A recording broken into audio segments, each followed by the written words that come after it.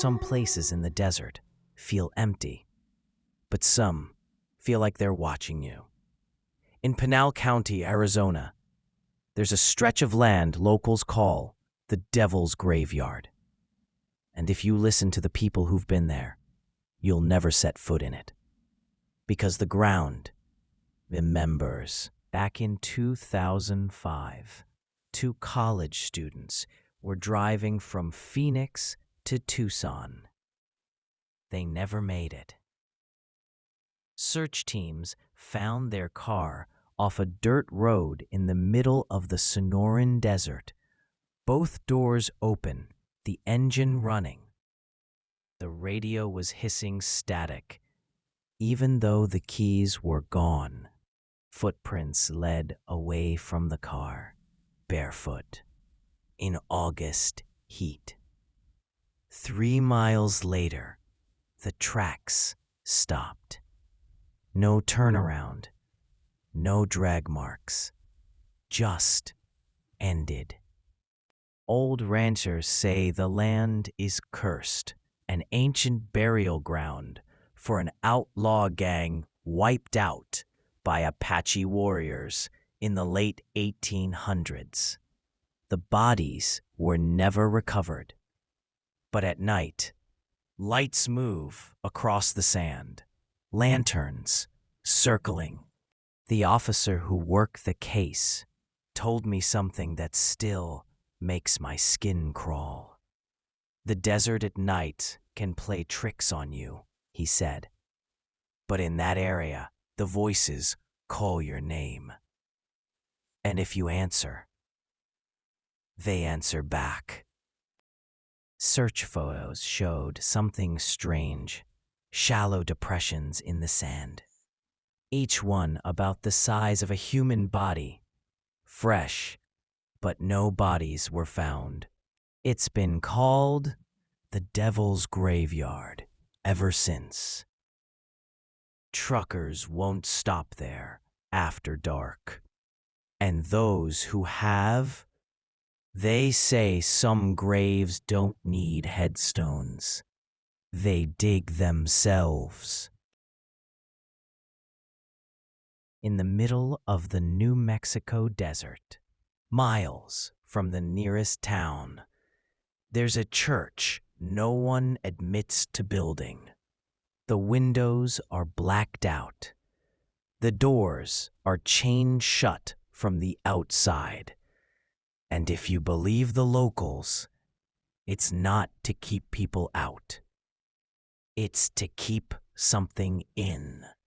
In 1999, a hiker named Caleb Torres went missing outside Lordsburg. 2 days later, his truck was found abandoned on a dirt track. His gear was gone, but inside the cab, there was a single Polaroid photograph. It showed Caleb standing in front of a crumbling adobe church, smiling. The strange thing? No one in the search party had ever seen a building like that in the area.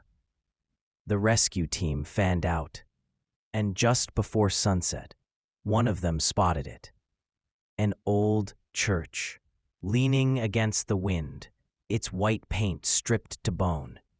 The double doors were chained shut. The cross on top was upside down. They called Caleb's name. That's when they heard it. A voice from inside the church, whispering, "Help me." One rescuer tried to cut the chain, but the moment the lock snapped, the wind died. Inside, it was pitch black. The air was warm and heavy. They found Caleb in the front pew, sitting perfectly still. His eyes were open, but he wasn't breathing. The sheriff's report claims the body was retrieved and the church was secured. But in the official photos, there's something in the background. Something standing at the altar. Locals say the church still stands, though no one can agree on where. It moves, appearing where the wind is strongest.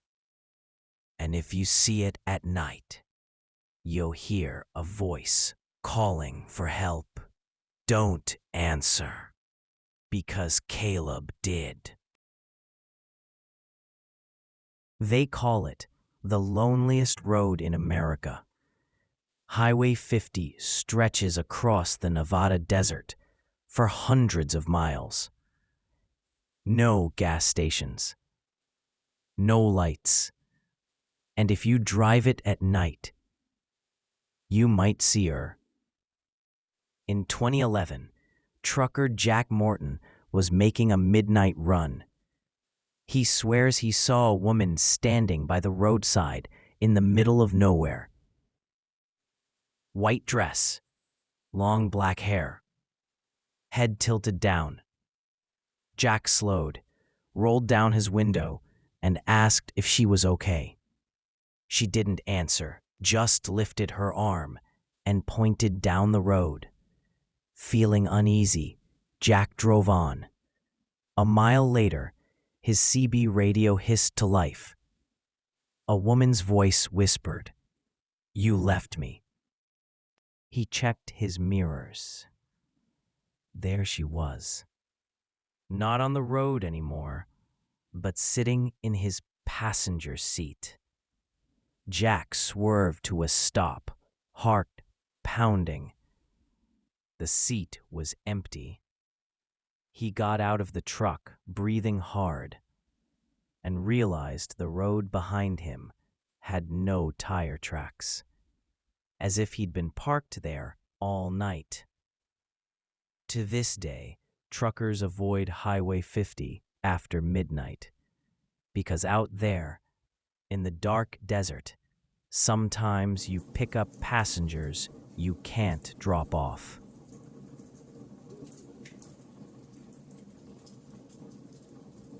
On an empty stretch of old Route 66 sits a boarded-up relic of the past.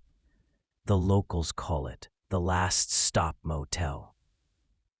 No one's checked in since 1978, and they say one room was never meant for guests. In the summer of '78, a family traveling cross-country stopped for the night. The manager handed them the key to room 6, the only vacancy. Hours later, a trucker staying 2 doors down heard screaming. By the time police arrived, the room was empty. No family, no luggage, just a Bible on the bed, open to Revelation, with every word about death underlined in red ink. Over the years, urban explorers have broken in. They all say the same thing. Room 6 smells like burned hair.